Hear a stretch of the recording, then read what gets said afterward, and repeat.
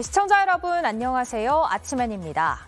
어제 수도권에서는 오랜만에 갠 하늘을 볼 수 있었지만 정체전선이 오르내리면서 서울에 다시 비가 내리고 있습니다. 어젯밤에는 충청권에 많은 비가 쏟아졌는데요. 하천물이 불어나 한때 홍수주의보가 내려지는가 하면 골목 전체가 물에 잠겨 차와 상가가 침수 피해를 입었습니다. 중부고속도로에선 도로의 도로 파임, 이른바 포트홀이 곳곳에 발생해 수십 대의 차량 바퀴가 터지는 사고도 있었는데요. 현장에 나가 있는 취재 기자 연결하겠습니다. 정영재 기자, 뒤로 보이는 하천 수위가 매우 높은 것 같습니다. 네, 제가 있는 곳이 충북 청주 무심천입니다. 어제 저녁 뉴스룸에서도 제가 이곳 상황을 전해드렸었는데요. 어제 뉴스 직전에 비가 거세게 내리면서 2시간 만에 77mm의 비가 내렸습니다. 더불어 이 무심천 수위도 4m까지 올라가서 한때 홍수주의보가 발효됐었습니다. 청주 지역의 비는 새벽에 소강 상태를 보이다가 이 아침부터 현재 보시는 것처럼 거센 빗줄기가 다시 쏟아지고 있습니다. 지금은 이 하천의 물이 어제보다는 많이 빠진 상태지만 아직 이 하상도로가 잠겨 있어서 통제는 이어지고 있습니다. 청주 지역에 지금까지 231mm의 비가 내렸습니다. 그런데 어제 하루에만 212mm가 내렸습니다. 하루에 많은 비가 내려서 밤사이 피해가 많았을 것 같은데요. 네, 맞습니다. 어젯밤 8시 반쯤엔 충북 지역에 비가 많이 내리면서 충북 청주 복대동의 한 골목이 완전히 잠겼습니다. 저희가 어젯밤에 소식을 듣고 현장으로 가봤는데요. 도착했을 때 긴 골목이 완전히 잠겨 있었고 성인 가슴 높이까지 물이 들어차 있었습니다. 필로티 구조의 빌라들이 몇 곳 있었는데 그곳에 있던 차들은 지붕만 보일 정도로 잠겨 있었습니다. 주민들은 우비를 입고 한 손에는 바가지를 들고 있었는데 배수로 쪽으로 물을 퍼내는 모습을 볼 수도 있었습니다. 아파트 지하 주차장으로 물이 들어오는 걸 막기 위해서였습니다. 소방차가 출동했고 4시간 동안 물을 빼냈습니다. 또 중부고속도로 대전 방향 서청주에서 남청주 사이 구간에서는 포트홀이 여러 개 발생했습니다. 비가 내리면서 도로 표면이 떨어져 나온 건데요. 이곳을 지나던 차량 20대가 타이어가 터져서 갓길에 3시간 동안 고립되거나 정체도 이어졌습니다. 네, 위험한 상황들이 많이 발생을 했군요. 오늘은 비구름이 서울로 올라왔는데 충청권의 비는 이제 그치는 걸까요? 네, 오늘 비구름은 북쪽으로 다시 올라가 수도권에도 비가 내리고 있습니다. 하지만 남북으로 좁았던 이 비구름띠가 점차 넓어지면서 이 충청권에도 남아있는 상태입니다. 더불어 충청권에 남아있는 이 호우특보도 유지가 됩니다. 언제든 강한 비가 내릴 수 있어서 외출하실 때 더 주의하셔야 될 것 같습니다. 지금까지 충북 청주 무심천에서 JTBC 정영재입니다. 네, 충청권에도 호우특보는 유지된다고 하고요. 수도권에도 다시 비가 내리기 시작하면서 경기 남부 지역엔 오늘 새벽 호우주의보가 발효됐습니다. 이번엔 경기도 광주에 나가 있는 취재 기자 만나보겠습니다. 권민재 기자, 지금 나가 있는 곳이 정확히 어딘가요? 보니까 도로가 가로막혀 있는 것 같은데요. 네, 저는 지금 경기도 광주시 남한산성 주변에 나와 있습니다. 이틀 전 비 피해가 컸던 건봉리 마을로 진입을 하려고 했는데요. 보시다시피 마을 진입로가 이렇게 토사물과 부러진 나무들로 막혀 있어서 마을을 1.3km 앞두고 더 이상 가지 못했습니다. 제 옆으로 계곡이 보이실 텐데요. 밤새 내린 비로 흙탕물이 된 물이 아주 거세게 흐르고 있습니다.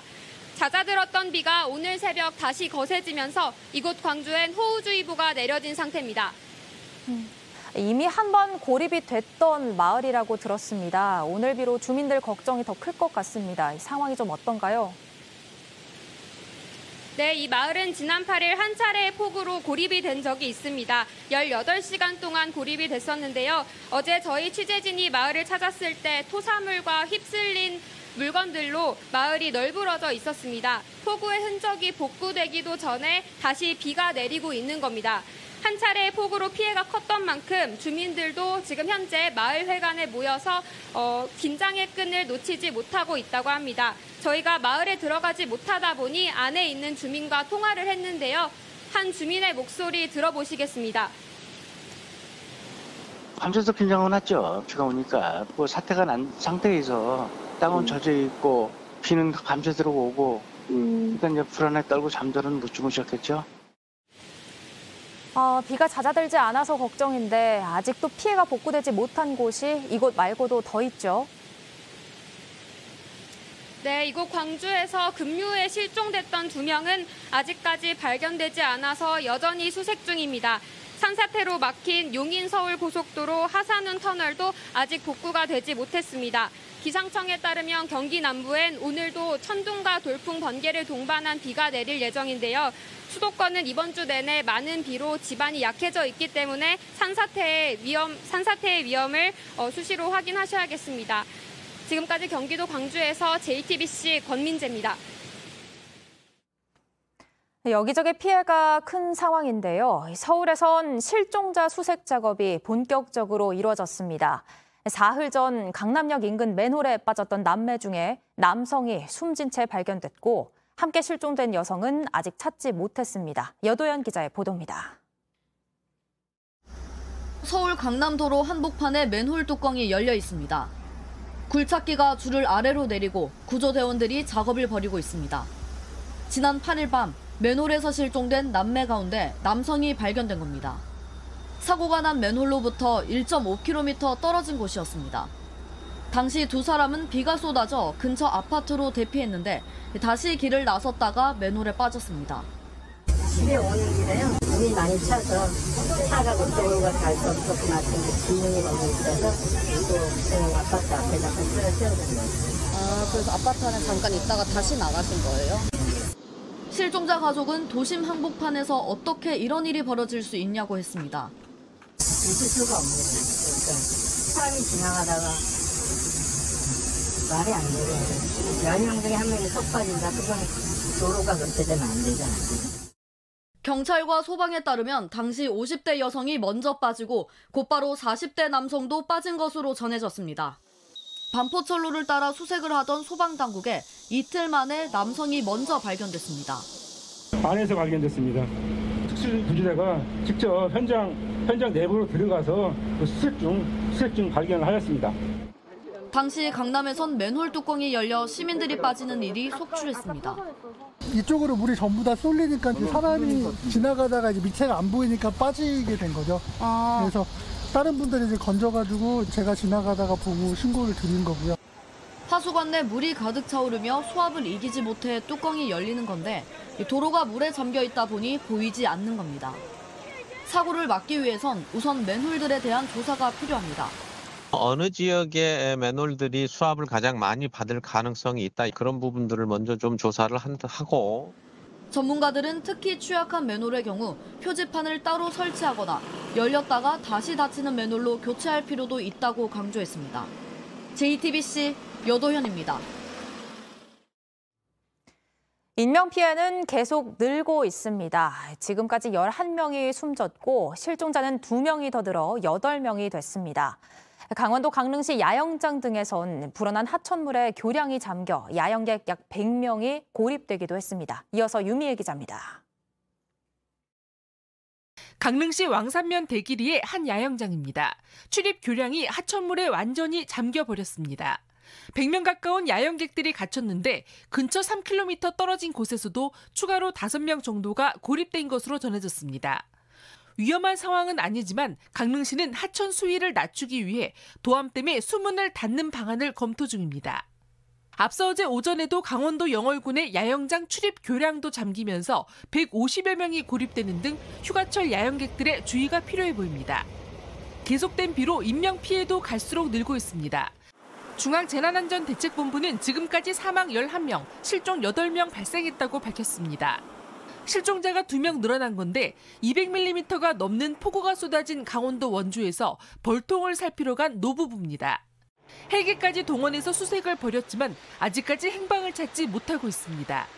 인명피해 외에도 이재민과 시설 피해도 이어지고 있습니다.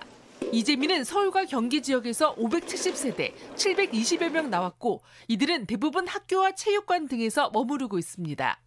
주택과 상가도 3,700여 동이 침수됐습니다. JTBC 유미애입니다. 어제 충청도에 많은 비를 뿌렸던 정체전선이 오늘 새벽엔 경기 남부까지 다시 올라왔습니다. 현재 비가 가장 많이 오는 곳은 어딘지, 앞으로는 어느 지역에 얼만큼의 비가 더 내릴지 자세하게 알아보겠습니다. 이재승 기자 나와 있습니다. 네, 오늘 새벽에 제가 출근할 때만 해도 서울에 비가 다시 내리고 있었거든요. 지금은 좀 어떤가요? 네, 우선 출근하실 때 당시 그때 시간 한번 보겠습니다. 오늘 새벽 4시 레이더 영상부터 한번 살펴보겠습니다. 이 정체전선이 경기 남부와 이 충청 북부 쪽에 동서로 길게 자리 잡고 있습니다. 그리고 호남 서해안 쪽으로 발달한 이 비구름대가 들어오는 모습도 확인할 수가 있습니다. 이 당시에는 경기 남부와 이 충남권을 중심으로 시간당 30에서 40mm, 그리고 서울에도 시간당 10mm 안팎의 비가 내리는 모습이었습니다. 그리고 1시간 전인 오전 6시에 레이더 영상도 한번 보실까요? 충청도 쪽으로 비구름대가 두터워져 있는 그런 모습을 볼 수가 있습니다. 네. 이 강수대가 그 경기 남부에서 충청도 쪽으로 점점 내려가는 그런 모습을 볼 수가 있습니다. 정체전선의 가장 강한 중심축 자체가 충청도 쪽에 머무는 그런 상황이고요. 그 밖의 지방도 정체전선에 동반된 비구름대의 영향을 받고 있는 상황입니다. 결국 정체전선의 위치에 따라서 비의 강도가 달라지는 것 아닙니까? 지금 현재 호우특보가 내려진 곳은 어디일까요? 네, 말씀 주신 것처럼 정체전선이 조금씩 남하하면서 호우특보 구역이 바뀌고 있습니다. 오늘 새벽에 경기 남부에 호우경보가 내려졌었거든요. 그런데 조금 전 7시에 화면에 보이는 이 경기 남부 쪽에 호우경보가 조금 전 7시에 모두 해제가 됐습니다. 네. 그래서 현재는 충남과 충북 일부 지역, 그래서 충청권으로 호우경보가 내려져 있고 강원 영서 남부 그리고 전북 북부, 경북 북부 쪽으로 호우주의보가 발효 중입니다. 정체전선이 서서히 남하함에 따라서 호우특보가 조금씩 바뀔 것으로 보이고요. 아무래도 오늘 주로 비가 내리는 지역은 충청 이남 지방이 될 것으로 그렇게 전망이 되고 있습니다. 경보, 주의보 이 상황이 좀 매 시간마다 바뀌고 있는 것 같아서 계속 지켜볼 필요가 있을 것 같습니다. 네. 또 이번 주 초에는 주로 수도권에 이제 집중이 됐었고 어제는 충청권에 많은 비가 내렸는데요. 오늘은 이제 전국적으로 비가 확대된다고 보면 될까요? 네, 당장 오늘 서울 등에서 계속 비가 내리고 있었고 또 그 밖의 지역도 비가 조금씩 내리는 그런 모습을 보이고 있습니다. 다만 비가 내리는 곳 그리고 예상 강우량 자체가 조금씩 바뀌고 있는 그런 상황입니다. 아무래도 주 강수대는 정체전선이 있는 그 충청도입니다. 그래서 예상 강우량도 보시면 충청 북부에 내일까지 최대 150mm 이상의 비가 쏟아질 것으로 보이고요. 강원 영서에도 120mm가 내리겠습니다. 또 전북과 경북 북부에도 50에서 100mm가 예상됩니다. 다만 수도권의 비는 오늘 대부분 그칠 것으로 보이고 예상 강우량도 기상청이 조금 전 7시에 대폭 줄이는 그런 모습을 보였습니다. 그래서 서울과 인천, 경기 북부 같은 경우는 오늘 하루 동안 5mm 안팎의 비가 내릴 것으로 그렇게 기상청은 전망을 하고 있습니다. 그리고 정체전선은 주말과 휴일에는 소강 상태에 들겠습니다. 하지만 다음 주 초에 새롭게 만들어져서 한반도를 오르내리며 영향을 줄 전망입니다. 일단 이번 주말에는 좀 비가 멈출 것 같고요. 네. 끝으로 한 가지만 더 묻겠습니다. 이번 집중호우가 주로 밤에 강하게 내리는 경향이 있거든요. 이건 왜 그런 건가요? 네, 지난 월요일 밤이죠. 서울 동작구에서도 보면 1시간 동안 시간당 141.5mm의 폭우가 쏟아졌듯이 최근 집중호우가 주로 밤에 발생하고 있습니다. 이 낮 동안에는 햇볕으로 인해서 상승기류가 공기가 가열되면서 상승기류가 발생을 합니다. 그러면 대기 중으로 수증기가 유입되는 걸 차단하게 됩니다. 하지만 밤에는 이 상승기류가 없기 때문에 수증기가 원활하게 유입되게 되고요. 결국 이번처럼 북태평양 고기압이 발달하면서 따뜻하고 습한 공기가 잔뜩 만들어졌을 때 낮보다는 밤에 빗줄기가 더욱 거세게 내리는 그런 상황이 만들어집니다. 네, 그런 이유가 있었군요. 우선 날씨 소식 여기까지 듣겠습니다. 지금까지 이재승 기자였습니다.